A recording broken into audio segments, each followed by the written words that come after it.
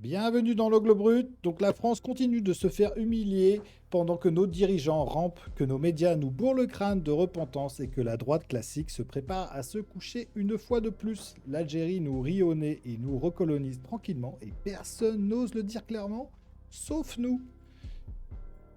Donc regardez ce que Sarah Gnafo balance sur Élise Lucet, la grande prêtresse du service public. Une rebelle payée 25 000 euros par mois pour afficher fièrement dans son bureau les pancartes des Black Blocs qui disent l'avoir radicalisée. Hein. C'est ça la France d'aujourd'hui, des fonctionnaires qui jouent les subversifs avec notre argent.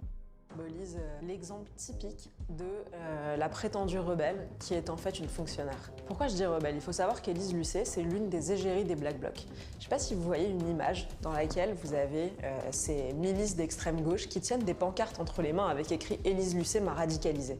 Et il faut savoir que cette photo-là, Élise Lucet, elle l'a mise dans son bureau. Elle en est fière, donc il faut imaginer que pour elle, c'est une rebelle. Ça me rappelle une phrase, il y avait Philippe Murray qui disait « Ce sont des rebellocrates ». Ils sont payés par l'État et ils nous font croire qu'ils sont subversifs. Eh oui, c'est exactement ça. Élise Lucet, c'est l'une des égéries. C'est exactement ça, c'est le symbole parfait de la rebellocratie. Hein. Elle incarne cette caste qui se donne des airs de résistante pendant qu'elle touche un salaire de ministre pour diffuser la bonne parole. La France est coupable. La colonisation était un crime contre l'humanité et surtout, taisez-vous sur l'immigration. Ferme-la, parce que le vrai tabou, c'est de dire que cette repentance n'est pas morale. Elle est stratégique, elle sert à paralyser le pays. Donc Sarah Gnafo vient de le démontrer en face à face sur France Info, ces journalistes qui osent encore prétendre que l'audiovisuel public est neutre. Regardez leur tête quand elle leur balance la vérité en pleine gueule. De neutralité, d'impartialité. Non, n'allons pas sur la neutralité et la pourquoi partialité, parce que sur ce sujet, pour le coup, le service public n'a aucune leçon à donner. J'ai lu plusieurs décisions de l'Arcom qui vous rappelaient à l'ordre. Et là, ça n'était pas CNews qui le faisait, c'était l'Arcom qui le faisait. Il y a eu des rattrapages, parfois même les rattrapages étaient manqués. Exemple, les fameux sondages où vous trafiquez les échelles. Je vais citer Monsieur Adjari, le président de l'Arcom, qui dit « Il est vrai que parfois sur France Info, il y a un manque de rigueur ». Je le cite en commission d'enquête. C'est lui qui le dit. Alors ensuite, quand on prend cette question des sondages, vous sortez un deuxième sondage, le deuxième est trafiqué aussi. Au bout d'un moment, on se dit, il y a quand même un problème. Alors soit personne ne sait faire des échelles, vous n'avez pas de logiciel ici, dans ce cas-là, ça fait quand même mal au cœur de payer avec nos impôts pour un tel manque de rigueur, ou alors ça a été fait à dessein, et dans ce cas-là, c'est scandaleux. L'erreur est humaine et elle n'était pas malveillante. Est-ce que c'est une erreur humaine quand Monsieur Legrand dit, on va s'occuper de Madame Dati? Est-ce que ça, l'erreur est humaine? Alors, privatisons l'audiovisuel public, ça permettra d'économiser aux Français 4 milliards d'euros par an, de faire une belle vente, parce que je suis sûre que vous trouverez repreneur, mesdames, si vous flattez, de faire une vente, de gagner un impôt sur les sociétés, comme on l'a fait en 87 avec TF1, qui est devenu bénéficiaire très rapidement. Aujourd'hui, c'est un groupe qui marche mieux que le vôtre, qui dépasse France. On a entendu. Ah là là, ça fait mal, ça fait mal. Neutre, impartial, arrêtez de nous prendre pour des cons.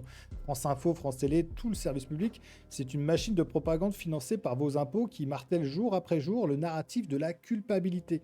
Et pourquoi ils font ça? Parce que tant que les Français se sentent coupables de 1830, ils ne pourront jamais dire non à ce qui se passe en 2026. Et ce qui se passe en 2026, c'est une recolonisation inversée, froide, méthodique. Et donc on va aller voir Éric Zemmour qui le dit sans filtre ce matin. Nos dirigeants sont hantés par la culpabilité coloniale et par la peur de la guerre civile. Macron ne veut surtout pas froisser la jeunesse arabo-musulmane. L'Algérie, elle veut se venger et elle est en train de nous recoloniser. Le bras de fer. Vous savez combien là? Combien ont été renvoyés là? Alors, quelques dizaines, c'est grotesque. Le ministre de l'Intérieur dit plus que quelques dizaines, dit beaucoup plus que quelques dizaines. J'attends de voir. J'attends de voir la fin des progrès. Vous savez, la blague de Coluche sur Sylvie Vartan. Elle a fait des progrès, j'attends la fin des progrès. Moi, c'est la même chose pour M. Nunes, j'attends la fin des progrès. Moi, je vais vous dire, ce qui est intéressant dans ce rapport avec l'Algérie, c'est que c'est pas nous qui nous fâchons avec l'Algérie, c'est l'Algérie qui se fâche avec nous. Parce qu'en fait, nous avons un rapport absolument dissymétrique. Nous avons d'un côté des dirigeants français qui sont hantés, et ça dépasse M. Macron, ça fait 50 ans, qui sont hantés par la culpabilité coloniale. Bien à tort. D'ailleurs, car il faudrait en dire beaucoup, mais c'est pas le moment de parler de cela. Moi, comme je vous ai dit, ma famille vient d'Algérie, donc je sais aussi tout ce que la France a apporté. Et moi, encore une fois, je l'ai toujours dit, je bénis. Oui, on va aller plus loin. La colonisation française en Algérie a duré 132 ans. On a construit des routes, des ports, des écoles, des barrages. On a sorti le pays du Moyen-Âge. On a même découvert leur pétrole pour eux. Aujourd'hui, ils nous font la leçon. Ils exigent des excuses. Ils exigent des visas.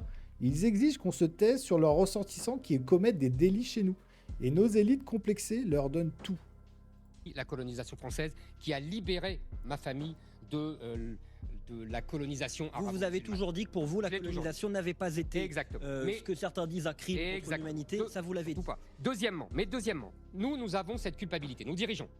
Et deuxièmement, parce qu'on ne le dit jamais, avec M. Macron, il y a une autre chose qui s'ajoute, c'est la peur et la hantise de la guerre civile, des révoltes des jeunes arabo-musulmans de banlieue.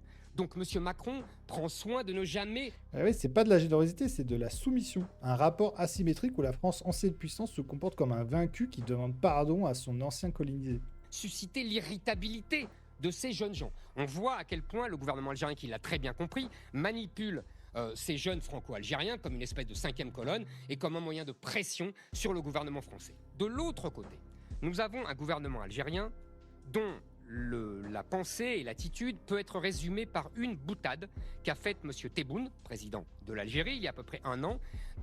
Répondant à un journaliste français, il a dit « Les Français devraient nous donner des visas de 132 ans ». Évidemment, vous avez bien compris que 132 ans, ce n'est pas donné au hasard. 132 ans, c'est la période de la colonisation française, 1830-1962. Donc, cette boutade est le symbole d'un lapsus. C'est comme un lapsus. Avoir aujourd'hui avec l'Algérie, je finis.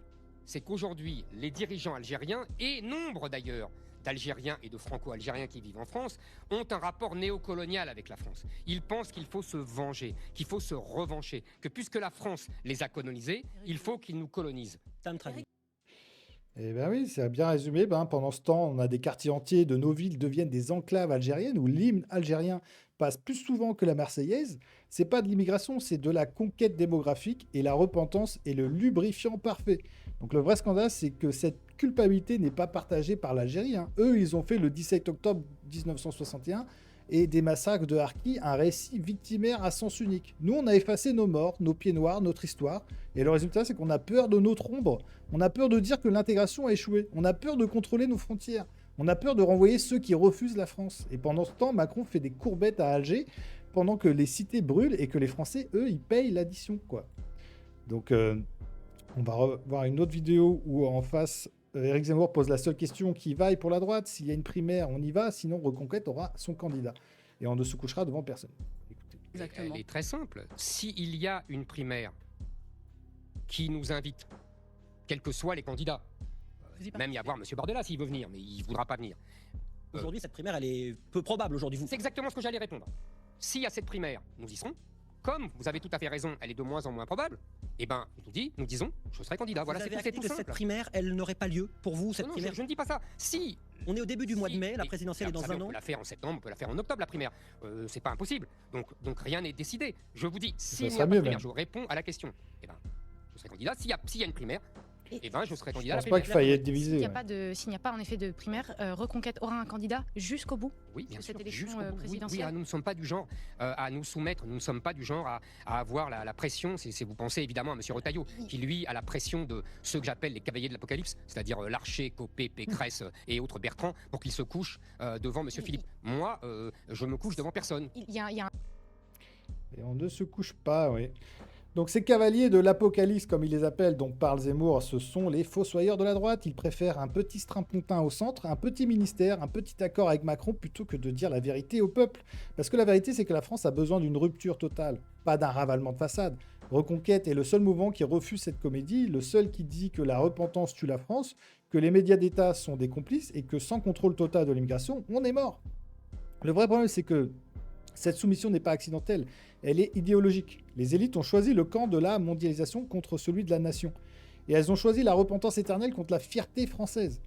Elles ont choisi les 25 000 € par mois d'Élise Lucet contre les 1800 € du smicard qui voit son quartier changer de visage tous les ans. Donc moi je pense que c'est exactement pour ça que c'est grave, parce que quand un pays accepte de se faire recoloniser sans tirer un coup de feu, c'est qu'il a déjà perdu son âme.